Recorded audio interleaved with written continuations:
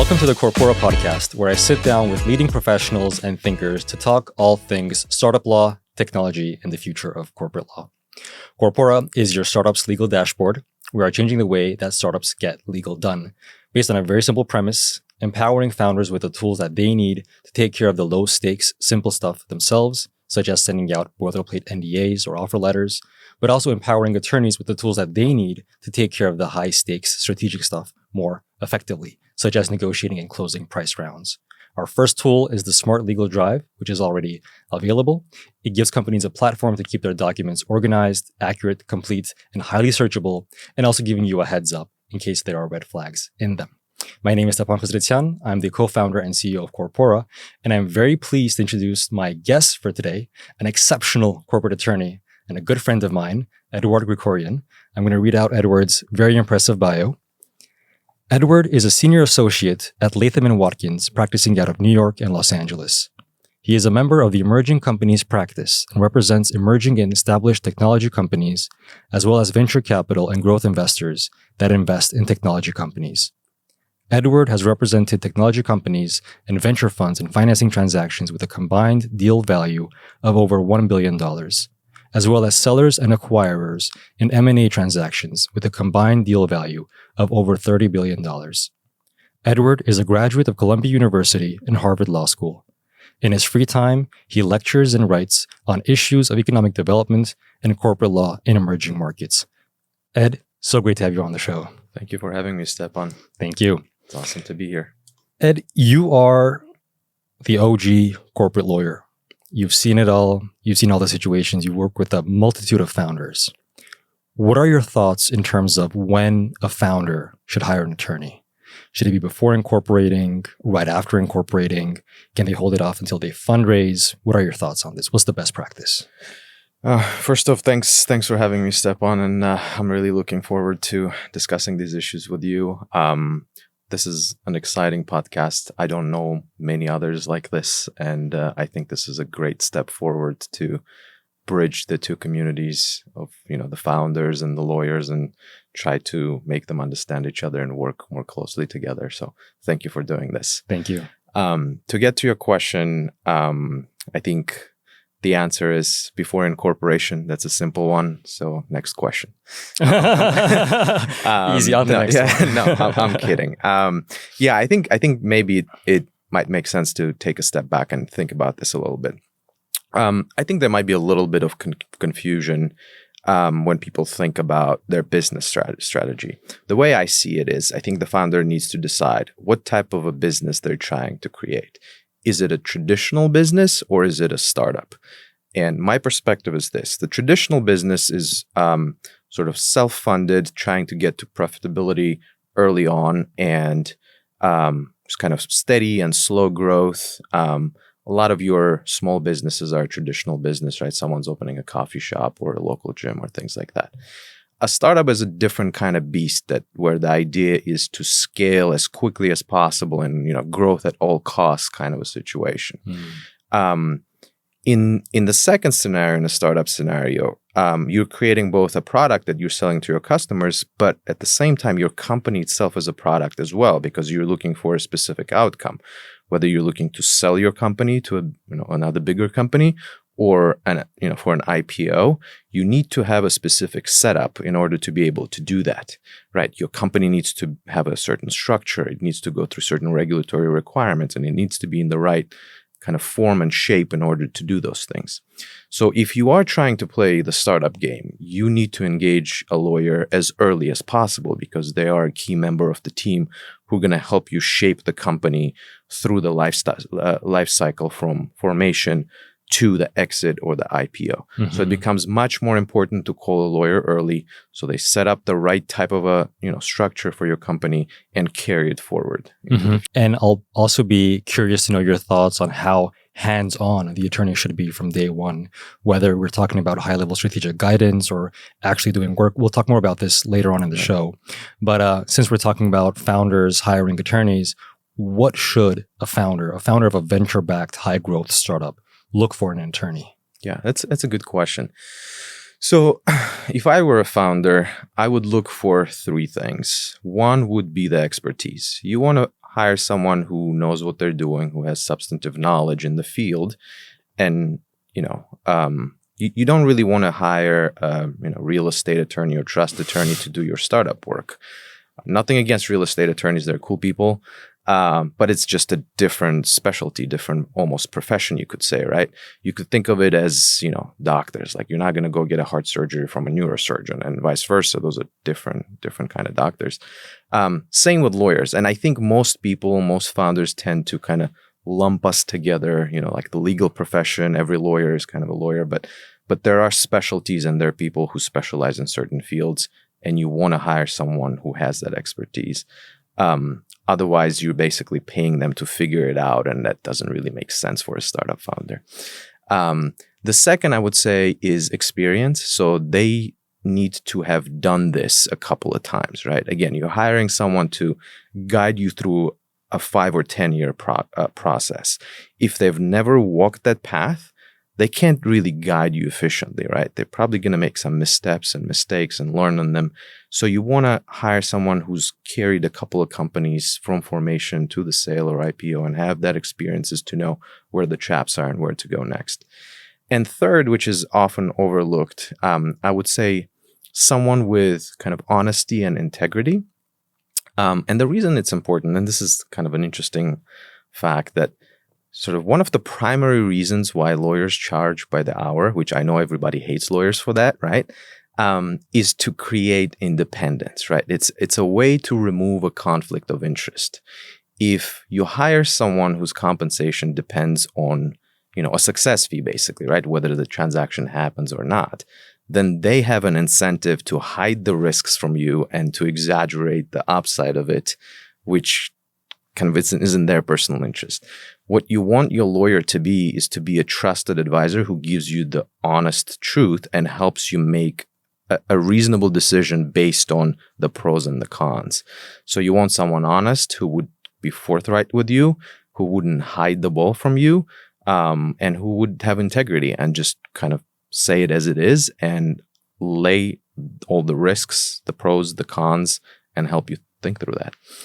Ed, I want to emphasize this integrity part and honesty part and the independence part, because success fees or taking a stake in the client's stockholder structure, they can all potentially cloud a lawyer's judgment, and you absolutely want to have that independence to not be willing to sort of rush that transaction to close it in order to get paid for this. And you should be paid regardless if the transaction closes or not. And that allows you to be as honest as possible. And I also want to double click on the first thing you mentioned in terms of being the right attorney.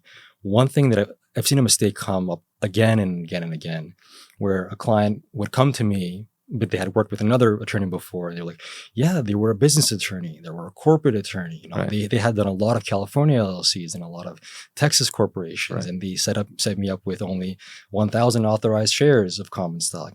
It's very, very important for that person to have access to the know-how when it comes to how do you build a Delaware-based, because they're largely Delaware, right?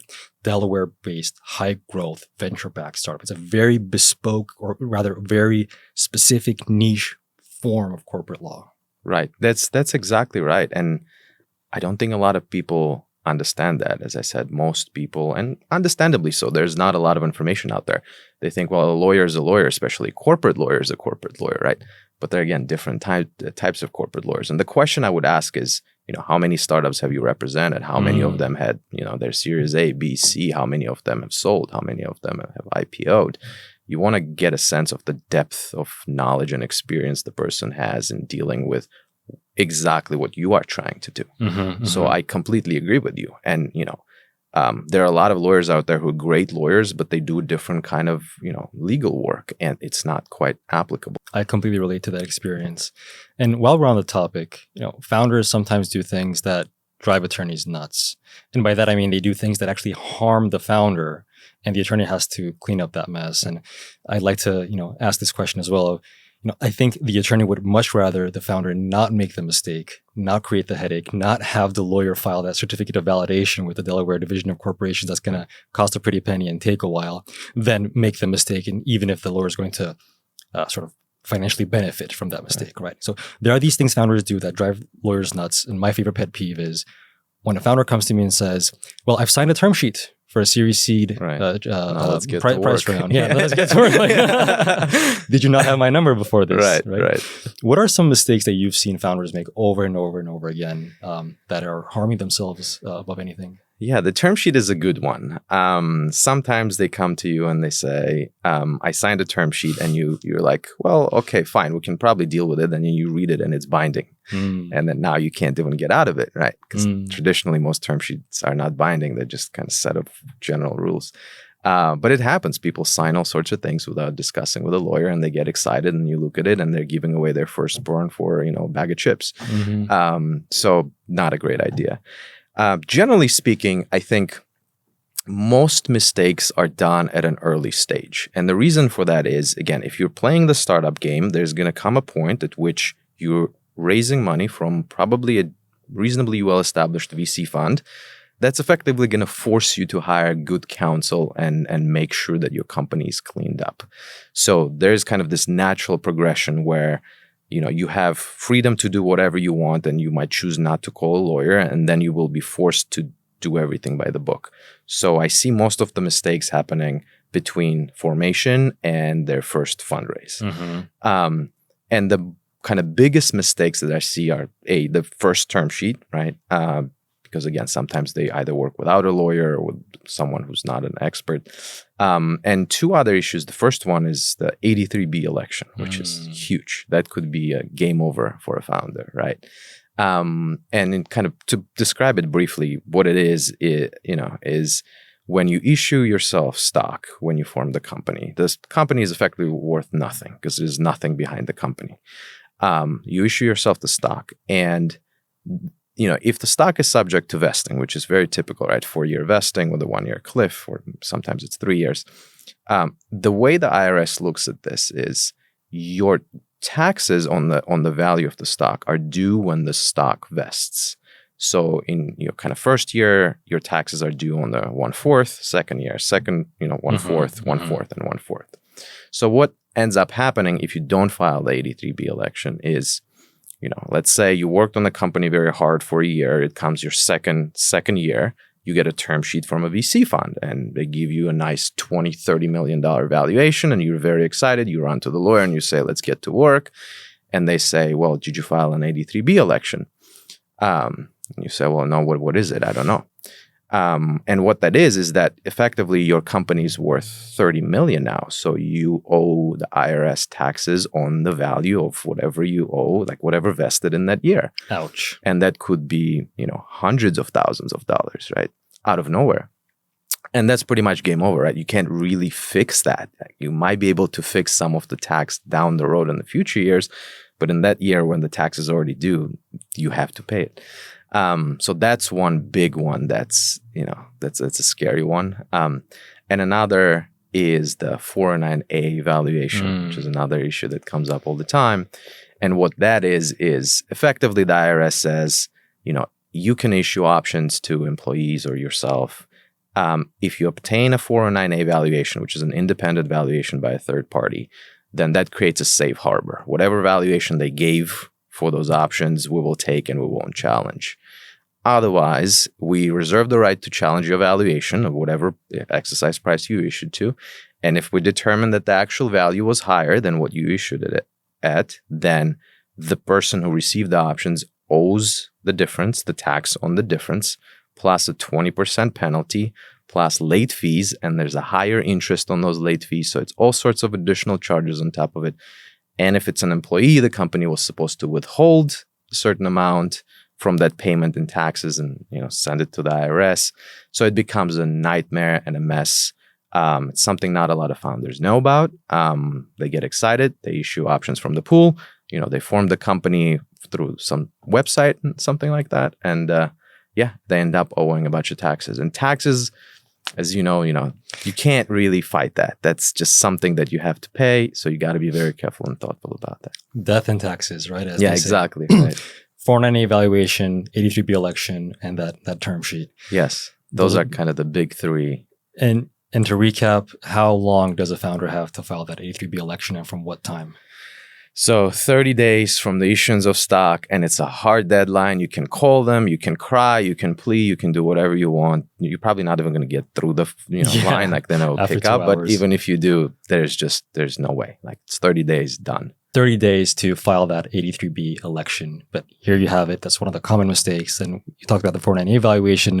Another one of those mistakes that I've seen come up over and over is the company promising the options, or so to speak, granting the options in the offer letter and thinking, well, yeah, we've granted the options, but then you get that term sheet, the company is now worth $30 million, and you haven't granted those options. So you can't backdate that. That's a big no-no. And you have to get that new 490 evaluation, and you're hurting your staff, your employees, by doing that, by not granting them the options as early as possible and waiting on that.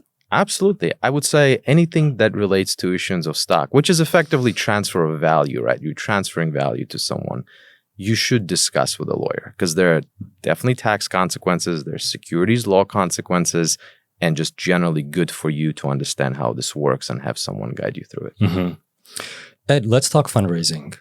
Not all companies, as you mentioned, are bootstrapped. But those that are, supposed to be venture backed, then they have to raise funds from VCs and angels, and that's a very tough thing to do, especially in this environment today.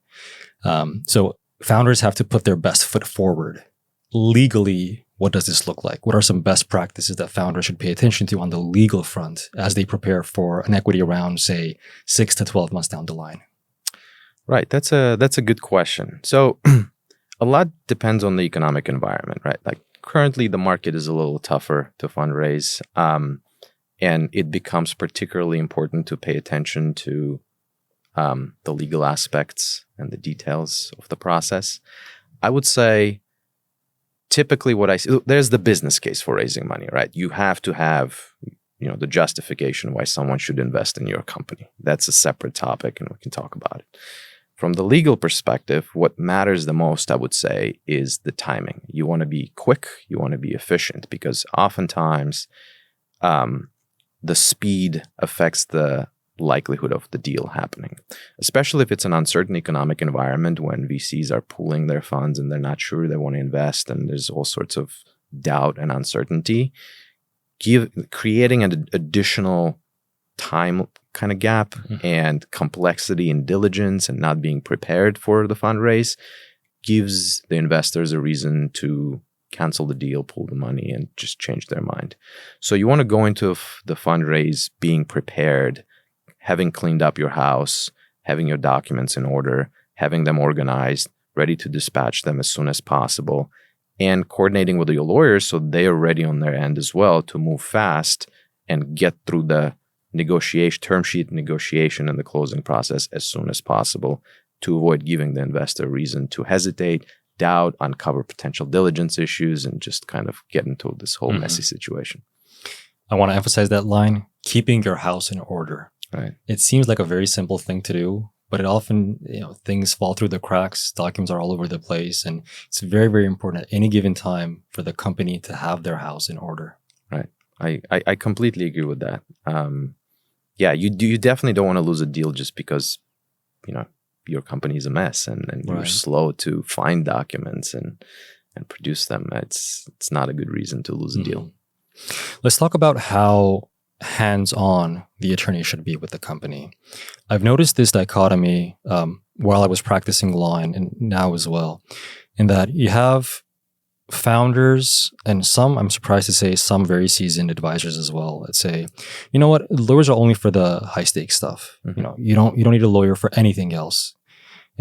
Everything else, the low stakes stuff, there's a lot of templates out there. Do it yourself. Don't even call a lawyer. Don't even work with a lawyer. Good enough is good enough. If something comes up, you'll clean it up later. The attorney is just for the high stakes stuff. But then on the other side, you have some attorneys rather, that say, you know what, no, every situation requires not only our guidance, but also our hands-on involvement. We have to draft every contract. We have to review every contract. We have to be involved in every deal. It's very bespoke, very specific, every situation. Nothing is boilerplate. Nothing is cookie cutter. And the phrase that comes to mind there is pay us now or pay the price later. What do you think is the right approach? Are there tasks that are simple enough for founders to take care of themselves, maybe with some high-level attorney guidance? How should attorneys think about this, and what should their approach be in terms of guiding the startup through the process? How hands-on should they be? What's the right balance? Yeah, I think honestly the answer is probably somewhere in the middle, closer to a little bit of pay us now or pay us a higher price later. And the reason is, so there are a couple of reasons. One, as we briefly discussed, right? This is a process. It's a process from forming your company to fundraising to going through certain regulatory requirements and then an M&A or an IPO exit. So you sort of have to go through those things. You can't quite skip it. Like you can try to skip it, but once you get to the next level, whoever is the gatekeeper at the next level is going to say, well, now go back and fix that and come to me again. And oftentimes, you said fixing an issue is much more expensive than doing it right from the beginning. And I'll give you an example. I've never heard a founder say, I am so glad I formed the entity myself and I saved a couple of $100 that made the difference. I've never heard that. I've heard the opposite. I've heard that, oh my God, I wish I paid a couple of $100 and at least ask the lawyer how to do this before just doing this myself. So I think at the very least, it's important to have a lawyer in your corner to, again, at least guide you in the right direction, to tell you, look, these are the things you should definitely avoid. File your 83B, do your 409A. And like after that step, you need to balance the lawyer's involvement with the legal budget that you have. Obviously, startups don't have unlimited money and they have to make difficult decisions whether they're investing this dollar in building the product or marketing the product or the legal spend. But there needs to be a balance where the lawyers and the founders work together to minimize the cost for a startup in the beginning, to focus on the key issues that come up all the time that present a significant risk to the startup. And as the startup grows and raises more money or becomes profitable, starts to face bigger challenges, the lawyers need to be more and more involved because, again, it becomes much more complex and it requires bespoke solutions often to the bespoke business, right? And I think one thing that people don't talk about enough is, the startup founders are trying to create an innovative product, something that has never been done before, something that's, a novelty or changing the industry. You can't quite do that and put it in the existing standardized legal form, right? That doesn't quite exist. If you are trying to create something bespoke, chances are your legal issues are going to be bespoke.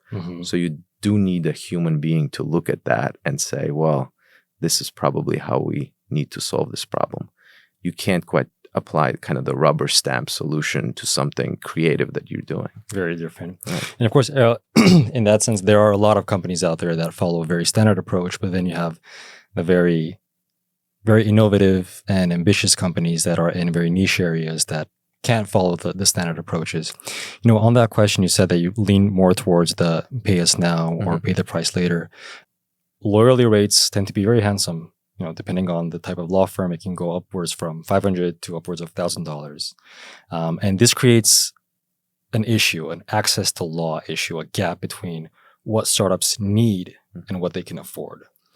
What are some one or more sustainable solutions to this? Possible candidates can be lawyers experimenting with alternative fee structures, such as flat fees or a recurring monthly subscription, or deferring fees until financing, for example, or utilizing technology to alleviate some of the grunt work that attorneys do, and as mentioned, helping founders do it instead. What's your take on this? How do we solve the access to law problem that's apparent in law generally? It's also known as access to justice at times, but in startups specifically. It's a good question. Yeah, I think I'm very pro technology. I think it's in a sense the low-hanging fruit that a lot of those tasks could be outsourced to technology and made more efficient, which would save a lot of money. So that kind of priority number one, I think, for law firms and lawyers to implement as much technology as they can within sort of parameters of integrity and ethics and all. So that could solve a big chunk of the problem. Now, I think the second solution is, and I know different law firms experiment with different ways of fixed fees, as you said, and subscription. And it's relatively new, and I'm curious to see where that goes, where that kind of picks up, and the founders would be happy with that or not. I don't have a formed opinion on that yet, so I'm monitoring the market. I would be curious to see where that goes. But where I think it is important for the lawyers and the founders to work together is to match the stage and the legal need of the company to kind of the level of involvement of the lawyers. As you mentioned, at an early stage, it needs to be a long-term partnership, right? You are hiring a lawyer, again, if you entering the startup game, you're hiring a lawyer potentially, hopefully, for the next 5 to 10 years until you sell the company or IPO. So they need to be with you long-term. And it is a partnership just like you're partnering with a co-founder, right? At an early stage, the lawyer provides an outsized value and they probably don't make a lot of money. They might give you a fixed fee. It might be a fixed, price package for formation and your option pool and your option grants and all that. There's more value coming to the founder than, to the lawyer. And as the company grows and develops and the legal needs expand, the lawyer starts to provide more and more services and collect more and more fees. And they grow together. That way, the incentives are aligned. The long-term incentives are aligned. And I think that is the solution for a lot of the startups, to work with their lawyer to kind of stage that in multiple stages, right? Early stage, minimum cost, most value received, sort of mid-stage where there's value received and value paid back that's roughly equal. And then at a later stage when there's an M&A or an IPO or an exit, the company has more ability to compensate the lawyer for sticking with them for the last 10 years. I think that's an excellent insight, Ed. One that other startup lawyers who don't think that way should hear, but also founders should hear, because it lays the groundwork of a very symbiotic relationship. The attorney helps the founder grow. The founder in turn appreciates and helps the attorney benefit financially from being a loyal servant, essentially through the years. It's a very, very symbiotic, mutually beneficial relationship. And I think that can be an excellent model for companies to think about as they onboard their lawyer. As you mentioned, that lawyer has to be a business partner and not just a third-party vendor that you sort of ping every now and then. You start that journey with that person and hopefully go the full length with that person. I absolutely agree. I would think about it as, when you have a co-founder or early team member, you give them equity. They don't get paid a lot, right? Early stages. And as the time goes by, their salary might be increasing a little bit. At the end, there's an M&A or an IPO, and then they cash out, right? It's very similar. So same way the lawyer, gives outsized value and helps as much as they can and contributes the time. Then over time, the payback increases as the company grows and the incentives are aligned and everyone's happy. Let's talk more about technology, artificial intelligence specifically. It's on everybody's lips and minds. It's on all of our feeds, and it's disrupting industries, right? A lot of verticals, and legal is up there with those verticals. How should we think about this? How should lawyers think about this? Should AI or will AI replace lawyers? Do we want that to happen? A very free-form, broad question, just to share your thoughts on how you see this. Good question. Yeah. I think AI will replace lawyers if AI replaces humans. That's the only outcome that I see where lawyers are replaced. Otherwise, I am pretty excited about the AI. Obviously, it comes with its challenges, but I think it could be a helpful tool if the lawyers and any other profession, honestly, works closely with AI. And, as we briefly discussed, a lot of the simpler tasks already could be outsourced to the AI. And a lot of law firms, I know that they're starting to implement AI into their processes. So I think that's exciting. I think everyone's going to benefit from it. I think the costs are going to come down for the startups and the work is going to become more interesting for the lawyers. But I do think it has to be a balancing act because we don't want to over-standardize everything. I think there's great efficiency in standardizing certain things, but we don't want to make everything cookie cutter because life is not cookie cutter. People are not cookie cutter. Every deal is somewhat bespoke, right? When you're negotiating a deal against a counterparty, there's some specifics, there's some distinctions, from one deal to another. You can't quite say, well, this is the standard template. We're all going to use the standard template because that's how innovation and evolution is, killed, right? you do still need different. You need a different mind. You need a different deal. You need different type of thinking. You need constant change and evolution. Someone needs to come up with an idea and say, no, I'm not going to do it the way that it's been done for the last 100 years. That's how innovation happens. So I think there's a difficult balance between using AI to standardize certain things and to mechanize them and make everyone's life simpler and more efficient, but also not kill innovation and just become lazy and say, well, the AI can do it. We as humans no longer need to be creative or think about anything. It does everything for us. Mm-hmm. That's a great answer, Ed. And one word that you used is very dangerous, overstandardization, right? We don't want that happening, especially in law, because it cannot be overstandardized. A template is just a starting point. Unfortunately, a lot of legal tech companies out there do tend to overstandardize, which it's far removed from the way that law should be practiced and the way that we lawyers think about situations. But to riff off another point you mentioned, AI will replace lawyers if AI replaces humans, because a lot of what we do as lawyers has a very human element to it. Right. No, exactly. We advise people on how to deal with other people, right? It's just inherently human. And maybe one day I will be as sophisticated to do that, but I just can't imagine the world being the same if that ever happens. And I honestly don't want to see a world like that. I love humans. I think it's great. Like, we have a lot of challenges, but we are humans and we're society, and I'd like to see this continue. Ed, I've really enjoyed this conversation. Thank you so much for sharing all these golden insights. My guest today was Eduard Grigoryan, Senior Associate at Latham Watkins. Ed, thank you so much. Thank you, Stepan. This was great.